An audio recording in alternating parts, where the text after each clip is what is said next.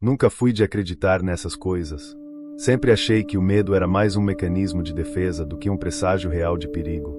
Mas naquela noite, enquanto eu me olhava no espelho do banheiro do motel, com a maquiagem borrada e um arrepio que não vinha do frio, entendi que o medo pode ser, sim, um aviso, daqueles que você só reconhece quando já é tarde demais. Trabalhar nas madrugadas de uma cidade como Belo Horizonte exige mais do que coragem. Exige uma espécie de sexto sentido, uma leitura rápida de pessoas e lugares. E naquela noite, tudo parecia fora de lugar. O homem que me buscou na esquina da rua Timbiras não parecia perigoso. Educado, com um olhar perdido e voz baixa. Mas tinha algo estranho nele. Uma espécie de urgência silenciosa, como se quisesse terminar tudo antes de um prazo que ninguém havia mencionado. Ele não escolheu um motel dos mais comuns. Disse que preferia algo mais discreto, e me levou até um lugar afastado, escondido numa viela mal iluminada, com a fachada coberta por trepadeiras secas. O atendente parecia nervoso, quase não nos olhou nos olhos. Subimos sem trocar uma palavra. Lá dentro, o silêncio era tão pesado que meu próprio respirar me incomodava. Não havia televisão, rádio, música. Apenas o som intermitente de um gotejar vindo do banheiro. Ele me pediu para esperar enquanto tomava um banho, e foi ali, sozinha no quarto, que senti que algo estava errado de verdade. Senti cheiro de mofo, de madeira velha, e uma estranha presença que não tinha forma, mas tinha peso.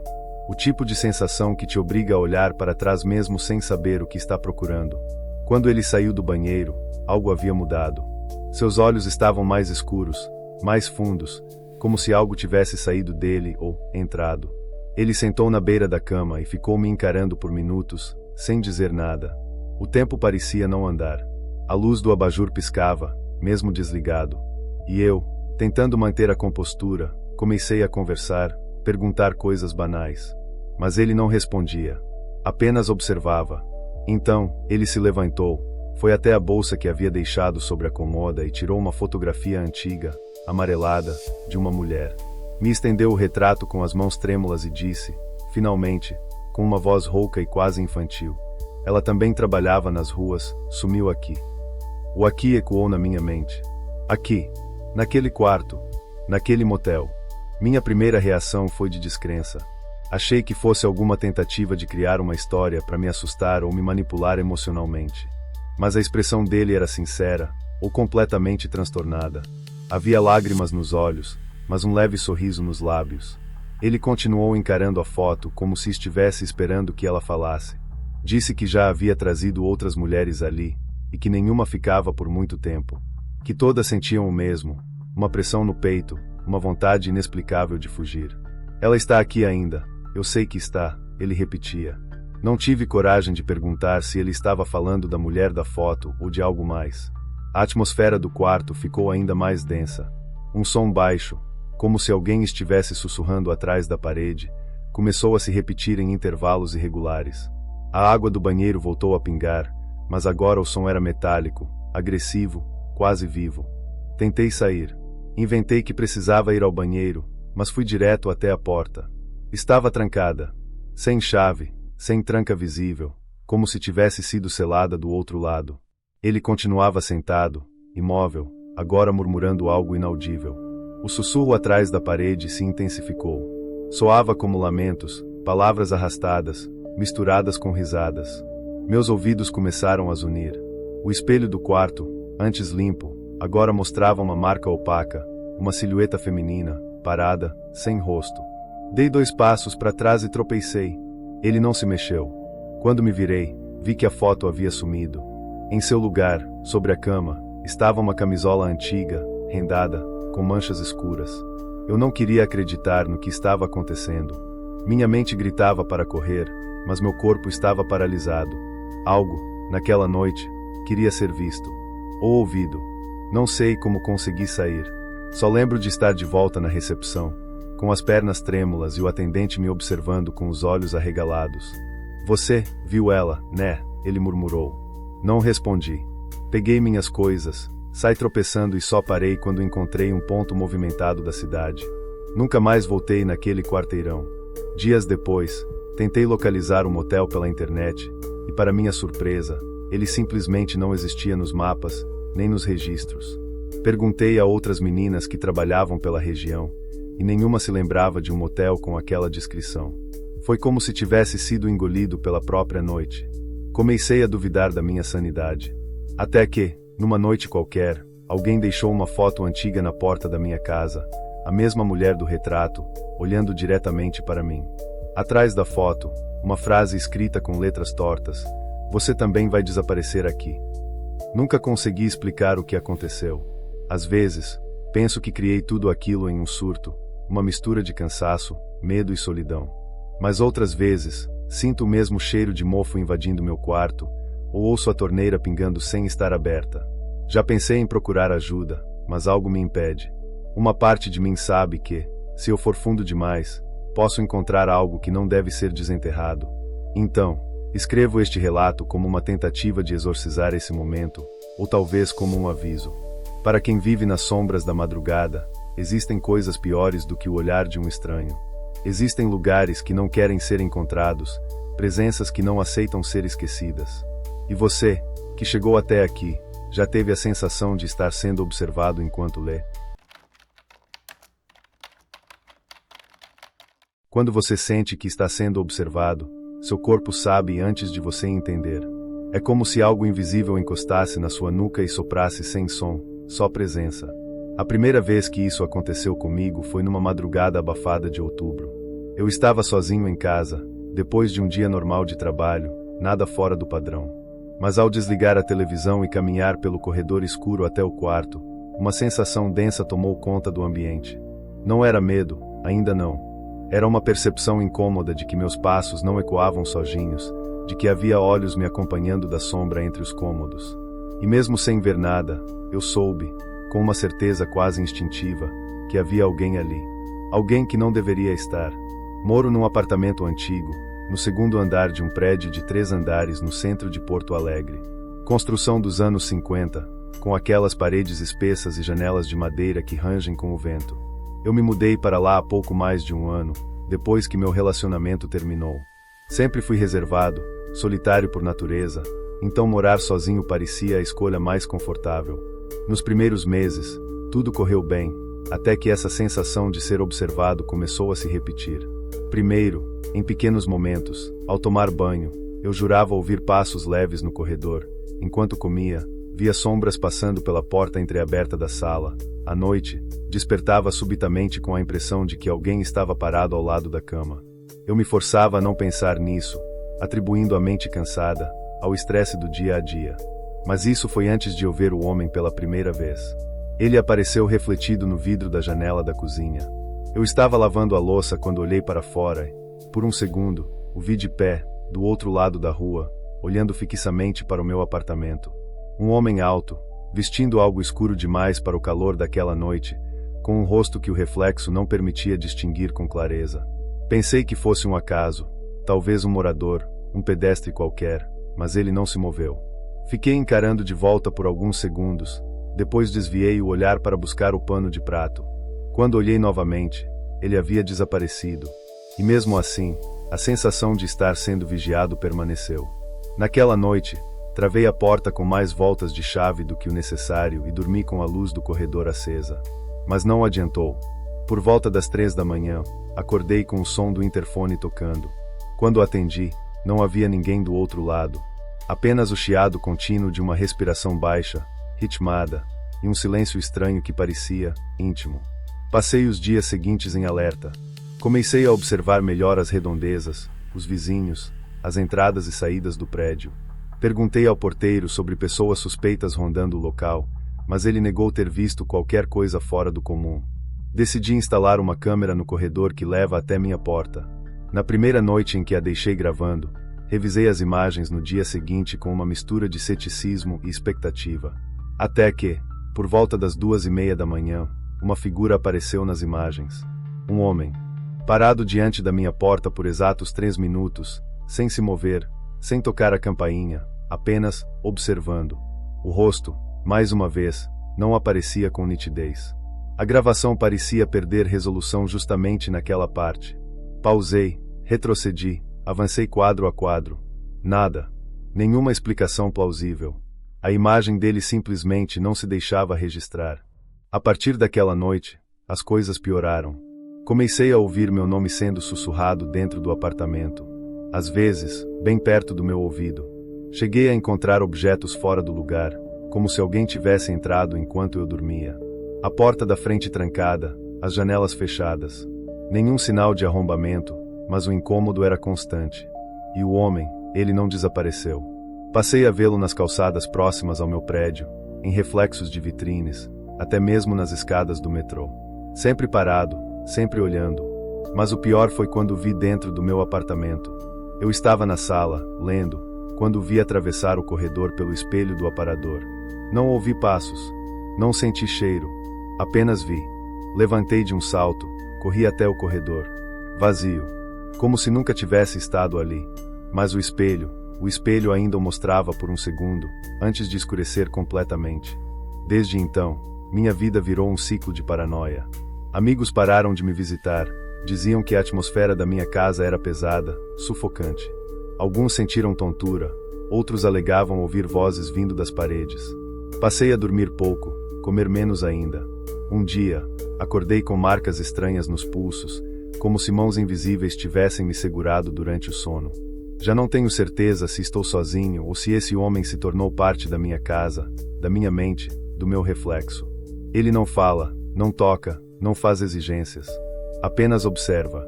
E isso é pior do que qualquer grito ou ameaça. Porque a vigilância silenciosa corrói, infiltra, dilui quem você é. Recentemente, descobri algo ainda mais perturbador. Ao pesquisar antigos moradores do prédio, encontrei uma notícia velha, quase apagada, sobre um homem que viveu exatamente no meu apartamento e que desapareceu sem deixar vestígios, após meses relatando que estava sendo seguido. Agora eu me pergunto se esse homem que vejo é o mesmo que desapareceu. Ou se ele viu o mesmo que estou vendo. Talvez seja um ciclo, uma espécie de herança macabra que passa de morador em morador. Talvez eu já esteja desaparecendo também, pouco a pouco, e nem perceba. Escrevo este relato como um aviso, ou como uma última tentativa de entender. Talvez alguém aí fora conheça essa presença. Talvez você mesmo já tenha sentido isso. Olhos invisíveis te acompanhando, um reflexo que não corresponde aos seus movimentos, um sussurro sem voz te chamando pelo nome no meio da noite. E se um dia, ao se olhar no espelho, você enxergar alguém atrás de você, não se vire. Porque, às vezes, tudo que esse tipo de presença precisa para entrar, é que você a reconheça. A escuridão de uma estrada deserta tem um tipo muito específico de silêncio. Não é o silêncio comum do campo, nem a calmaria de um lugar abandonado. É uma ausência de som que pesa nos ossos, como se o próprio tempo decidisse pausar ao redor. Eu nunca fui do tipo que acredita nessas coisas. Sempre tive um pé na lógica, no que pode ser explicado. Mas naquela noite, entre quilômetros de asfalto rachado, mata fechada dos dois lados e um sinal de celular inexistente, algo me mostrou que nem tudo pode ser resolvido com bom senso ou explicações. Tudo começou quando aceitei um trabalho fora do horário, uma entrega rápida para uma empresa em que eu nem trabalhava direito. Só precisava levar uns equipamentos até uma pequena torre de rádio no interior do Paraná, em uma região onde GPS te abandona e os postes de luz são apenas memória. Era começo de março, perto do fim da temporada de chuvas. A estrada de terra até o destino ficava encharcada com facilidade, então decidi adiantar o serviço para evitar ficar preso. Saí por volta das 8 da noite, acreditando que em 2 horas já estaria voltando para casa. No porta-malas, caixas lacradas com cabos, transmissores e ferramentas. Não era a primeira vez que fazia um frete desse tipo, mas havia algo estranho naquele pedido. O destinatário não era uma pessoa, e sim um código. E a coordenada do local não constava em nenhum mapa tradicional. Ainda assim, segui. Na metade do caminho, percebi que os postes de luz sumiam, um por um, até que o breu dominou tudo, iluminado apenas pelos faróis fracos da caminhonete. Eu me sentia observado desde então, como se a mata ao redor me acompanhasse, como se algo caminhasse comigo, invisível entre os arbustos. Depois de alguns minutos, uma neblina densa surgiu do nada. Não era só uma bruma comum, ela era espessa, quase pastosa, e absorvia a luz dos faróis, como se o próprio ar estivesse cansado de refletir. Foi quando avistei a estrutura da torre. Alta, metálica, com luzes piscando no topo, ela surgia como uma sentinela esquecida no meio do mato. Estacionei, desliguei o carro e fiquei esperando que alguém aparecesse para receber a entrega. Mas ninguém veio. Caminhei até a base da torre, procurando qualquer sinal de presença humana. Nenhuma voz, nenhum movimento. Somente o barulho agudo do vento cortando o metal e o ruído abafado de uma floresta que parecia estar segurando a respiração. Foi aí que comecei a notar algo perturbador. O relógio do meu pulso estava parado. Não girava, não respondia. E o mais estranho, meu celular mostrava horário negativo. Não sem sinal. Negativo. A sensação de estar deslocado da realidade foi ficando mais intensa. Tentei ligar o carro de novo, mas a chave girava em falso, como se a ignição não estivesse conectada a nada.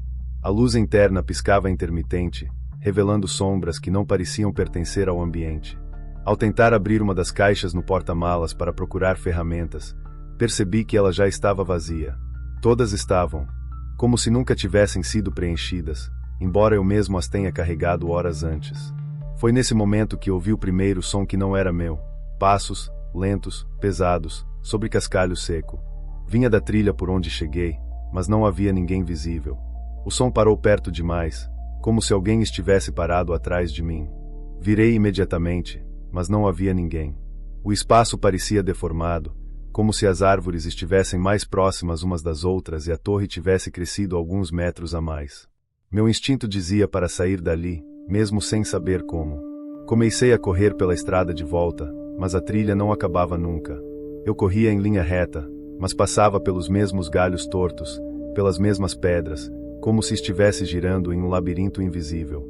A torre, que já deveria ter ficado para trás, ainda se via no horizonte, como se estivesse me perseguindo em silêncio. E então, de repente, uma figura apareceu no meio da estrada. Um homem alto, usando um uniforme antigo de operário, coberto por uma camada de poeira e musgo.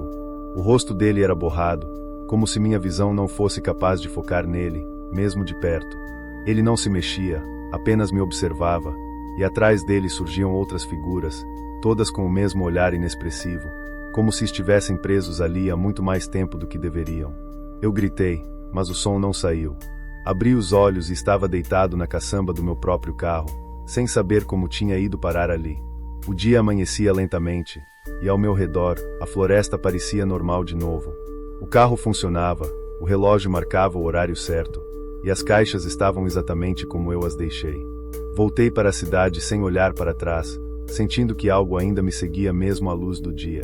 Ao contar essa história, poucos acreditam. Alguns dizem que foi alucinação causada pelo cansaço, outros acham que fui vítima de algum gás da região. Mas desde aquela noite, tenho sonhos com a torre. Sempre do mesmo jeito, ela está no meio do nada, cercada por figuras que me encaram em silêncio, e ao tentar fugir, percebo que estou correndo em círculos. Quando acordo, o celular mostra chamadas perdidas com o mesmo código que estava no pedido da entrega. Nunca retorno. Nunca respondo. Às vezes penso que aquele lugar não está fixo no tempo ou no espaço. Que a torre pode aparecer em qualquer lugar, contanto que você esteja vulnerável o suficiente. Talvez ela seja um tipo de portal, ou armadilha, ou algo que não conseguimos compreender. O que sei é que aquela estrada ainda existe, mas ninguém mais parece encontrá-la no mapa. Já tentei refazer o trajeto, mas a entrada simplesmente desapareceu. E sempre que passo perto daquela região, a mesma neblina se forma, espessa e quase viva, como se me chamasse de volta. Então, se um dia você receber um pedido com coordenadas estranhas, para um lugar que ninguém conhece, pense duas vezes antes de aceitar. Porque talvez a entrega não seja o destino, talvez ela seja apenas o começo.